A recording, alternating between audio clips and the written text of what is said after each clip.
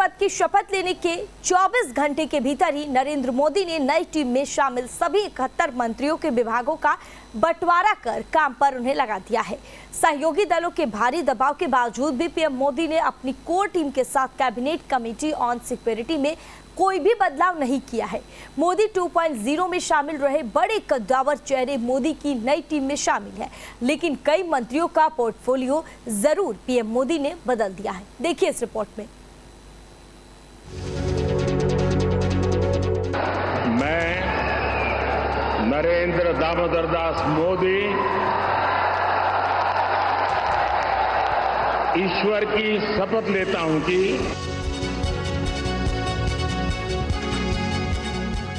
नरेंद्र मोदी की नई कैबिनेट तैयार है, विभागों का भी बंटवारा हो गया है और जैसा कि उम्मीद थी कि नरेंद्र मोदी बड़े विभागों में मंत्री नहीं बदलेंगे और ऐसा ही हुआ है। जिन मंत्रालयों के मंत्री नहीं बदले गए हैं उन तमाम डिपार्टमेंट में नरेंद्र मोदी के ड्रीम प्रोजेक्ट्स पर काम चल रहा है।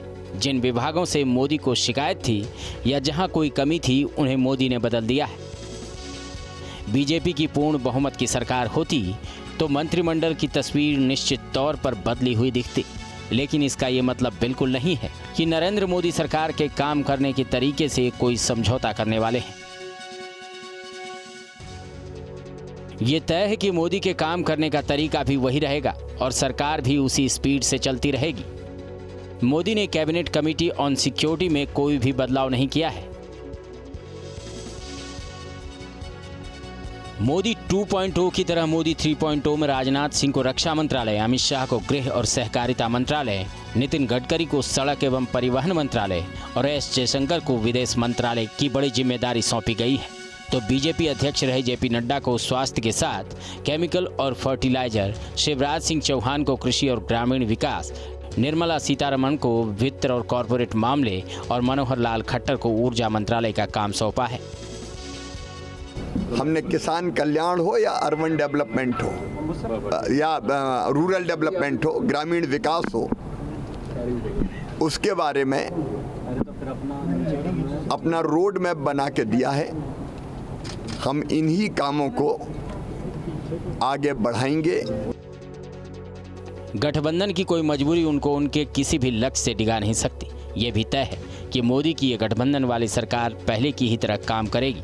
कहा जा सकता है कि सहयोगियों को पूरा सम्मान, लेकिन फैसले मोदी के ही होंगे।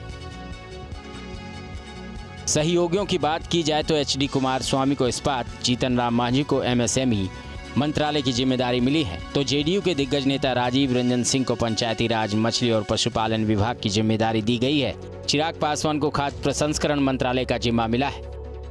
मैंने मेरे विजन डॉक्यूमेंट में हमेशा की थी, मैंने बिहार फर्स्ट, बिहारी फर्स्ट में जो मेरा विजन है उसमें मैंने हमेशा इस बात का मैंने जिक्र किया था, कृषि प्रधान देश है हमारा। ऐसे में ज़रूरी है कि जो उत्पादन वो करते हैं उसकी प्रोसेसिंग बढ़िया से हो, पैकेजिंग बढ़िया से हो, उसकी मार्केटिंग बढ़िया से हो। विभागों के बंटवारे के साथ ही मोदी 3.0 के कई मंत्रियों ने कामकाज भी संभाल लिया है।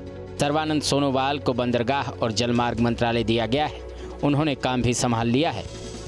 हम इस मंत्रालय को आगे बढ़ाने का काम करेंगे।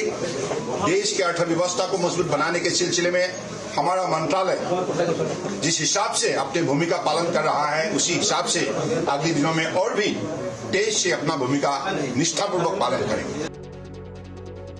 मोदी सरकार कैसे काम करेगी इसका अंदाजा मोदी कैबिनेट की पहली बैठक के पहले फैसले से लग गया।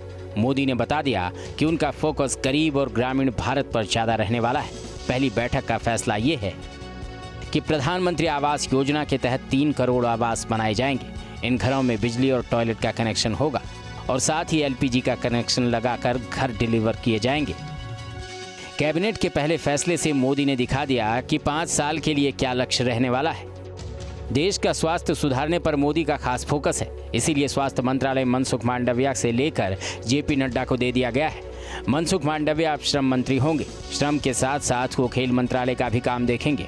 मोदी को देश के हर घर में जल पहुंचाना है, इसलिए इसकी जिम्मेदारी गजेंद्र सिंह शेखावत से लेकर सीआर पाटिल को दी गई है। ज्योतिरादित्य सिंधिया पहले सिविल एविएशन मिनिस्टर थे, अब संचार मंत्री होंगे।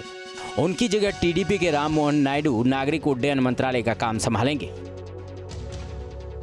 प्रधानमंत्री मोदी ने अपनी नई सरकार के लिए कई टारगेट पहले से ही तय कर रखे। मोदी ने पहली कैबिनेट मीटिंग में अपने हर मंत्री को बता दिया है कि जनता ने चुना है तो बस अब रुकना नहीं है, लगातार काम करते जाना है। Team news nation.